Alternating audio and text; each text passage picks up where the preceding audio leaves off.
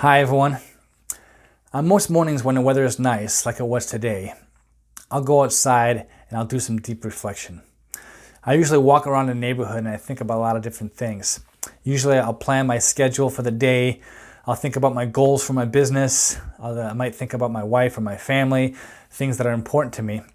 But I also do some deep reflection about the state of the world.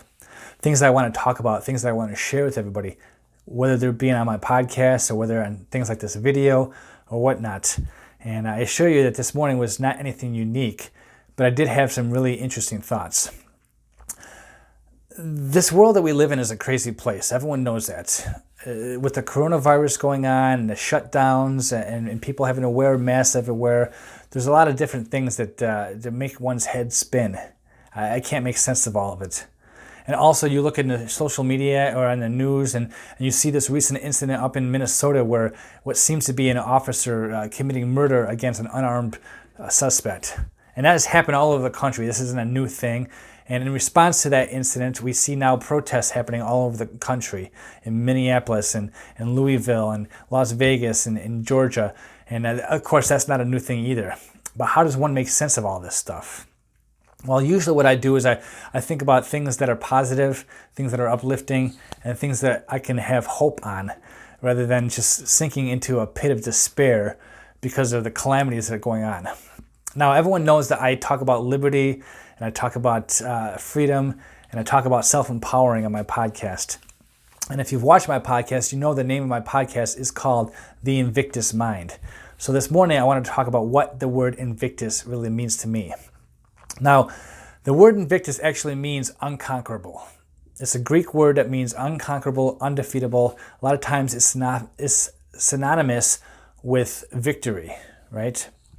A lot of athletes will use the word Invictus, or a lot of sales professionals will use the word Invictus because it means overcoming challenges.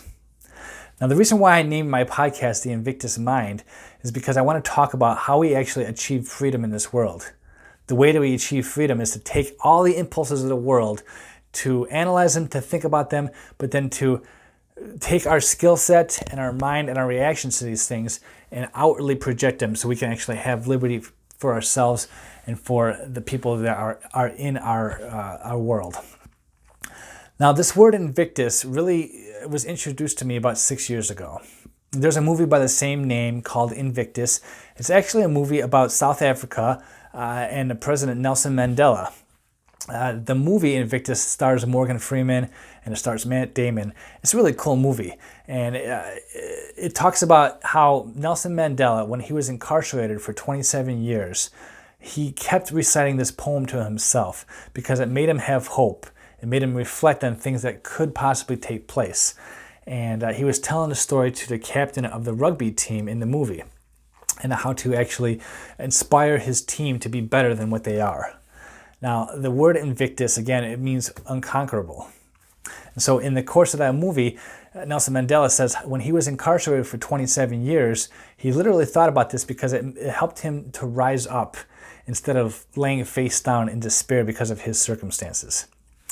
Now, in South Africa in the early 90s and even before that, there was a great situation known as apartheid to happen. It was races were divided and the government was controlled by mainly white people, and the African natives that were there, they were oppressed and they were enslaved, and it was just a tough time.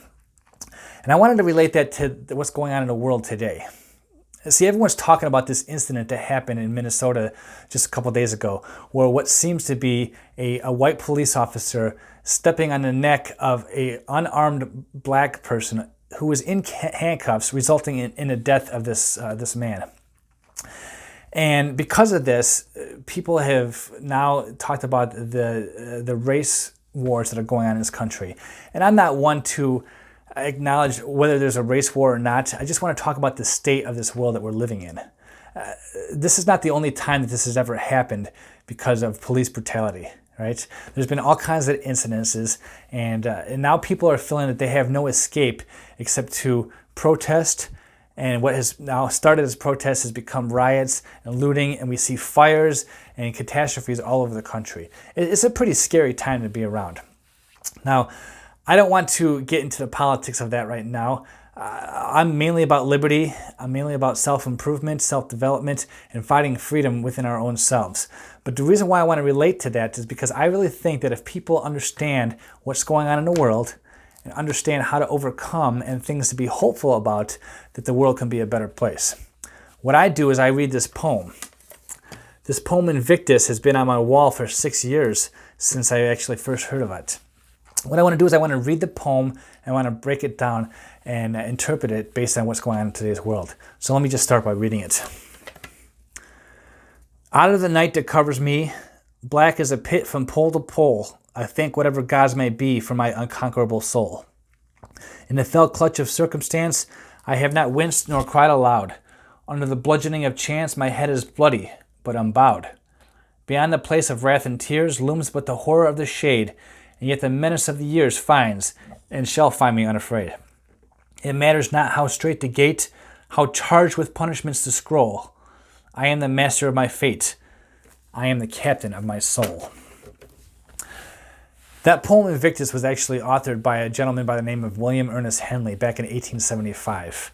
Now, you can do all the research about this man who wrote this poem, but in a short sense, he was a guy who suffered tuberculosis and actually had to have his legs amputated.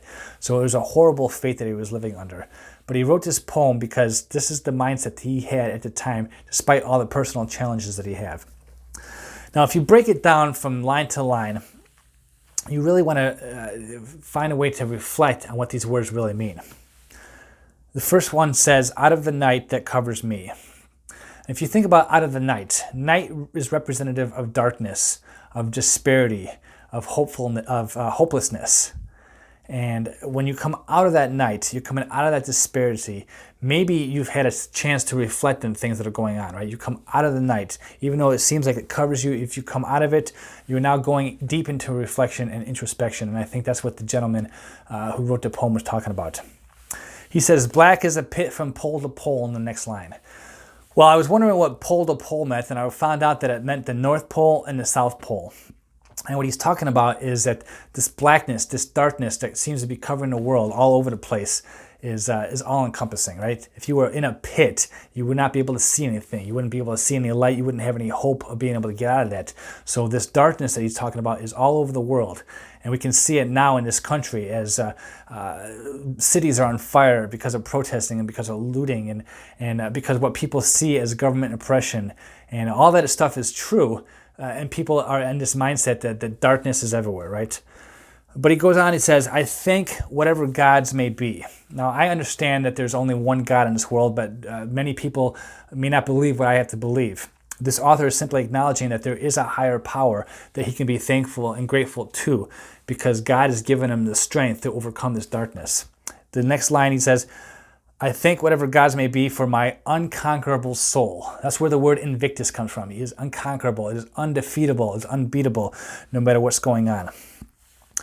The next line is, in the fell clutch of circumstance. Look, things happen in this world, whether they're of our own doing, whether they're of chance, whether they're from a government who oppresses us, whether they're from the state and all its unjust laws, or whether they're from just things that just take place coincidentally.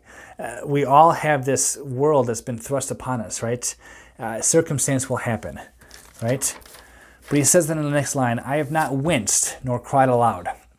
So wincing or crying aloud means that despite all this stuff that's going on, we have two choices. We can either hide and cower and lower our faces and cry about it, or we can be brave. We can stand up and we can face whatever's confronting us, right? It says, under the bludgeoning of chance, right? Was George Floyd's death a chanceful, a fateful thing? I don't know. I don't know the whole circumstances, but here was a young man who was accused of actually using forgery. I heard it was a $20 bill, that it was a counterfeit bill that he was trying to pass. The cops were called, and the result was he died. He died on camera for everybody to see, right? The bludgeoning of chance. Life is going to beat us up. Life is going to be unfair. It's going to be unjust. And not only will it bludgeon us, but it may also end up in our death, right? But the poem says, my head is bloody, but unbowed, right? In other words, because he realizes that life will beat us up, right? Circumstances will beat us up. calamities will fall upon us, right? Whether, again, it's the state or whether it's our own doing, or whether it's anything else that really puts us into this circumstance that seems to be unfair or hard on us. If we take those punches, if we roll with the punches, right? As Muhammad Ali used to teach, roll with the punches, right? If you are bloody, that's one thing, but don't succumb to these things, right? Unbowed means that you stand up with your head tall and you're going to face the challenges that come with you. The next line is beyond this place of wrath and tears, right? Again, referencing the calamities, the challenges, the things that make us cry, the things that make us hurt, the things that make us angry, right? The scary world that we live in. Beyond that place of wrath and tears looms but the horror of the shade. The horror of the shade is referencing death, right? Maybe the Grim Reaper, right? Is death everywhere? Can the things that we do, whether they're circumstantial or purposeful or coincidence or any of that stuff, can they ultimately result in our death? Of course they can, right? We've seen people die. And because death is out there, right, we got to understand that despite the fact that death is out there, that hurtful things are in our way, we need to look beyond them, beyond the place of wrath and tears, right? The next line is the menace of the years, right? We know that life is long. Life can be menacing. We might face a challenge today, and next month, next year, 10 years down the road, we might find another challenge, right? Life will continue to be a menacing force, right? We're going to always continue to face injustices, right? But how are we actually going to dwell in that? Are we going to dwell? Are we going to be sad? Are we going to be angry? Are we going to be upset? Are we going to be able to take the time to fight no matter how long it takes, right? The next line says, finds and shall find me unafraid, right? So looms but the horror of the shade and the menace of the years finds and finds me unafraid. So this is a call to bravery, to end cowardice, to be able to not be afraid of being ridiculed for different ideologies, to not be afraid of regretting stuff, to not be afraid of fighting. We must fight for our freedoms. If they're against the state, then we must fight against the state. If they're against some other oppressor, then we must fight for those rights too that we have lost, perhaps. We must not be afraid of this stuff. The line after that said, it matters not how straight the gate. Now, I found this line interesting because the line straight is the gate, narrow is the way is in reference to the New Testament. In the book of Matthew, chapter 7, verse 14, it says, straight is the gate and narrow is the way into getting to heaven. Now, the word straight, spelled S-T-R-A-I-T, means a couple different things. The first thing it means is it's a narrow passage between two bodies of water. It's called a strait, right? Like the Strait of Hormuz is actually a water channel between two land masses. Okay, so that's what a strait is known. But the word strait, S-T-R-A-I-T, also means stressful or difficult or challenging times, right? So in scriptures, straight is the gate means that you're going to have a small way, but a challenging way to get through the gate of heaven, right? Narrow is the path, straight is the gate. But that word G-A-T-E in scriptures, it might mean a doorway to get into heaven. But in a poem, straight is the gate, is spelled G-A-I-T. Gate, that spelled that way, actually means the way you walk. It means like the way a horse may gallop. It means the way that you move forward. So that it would be your gait, right? How you walk.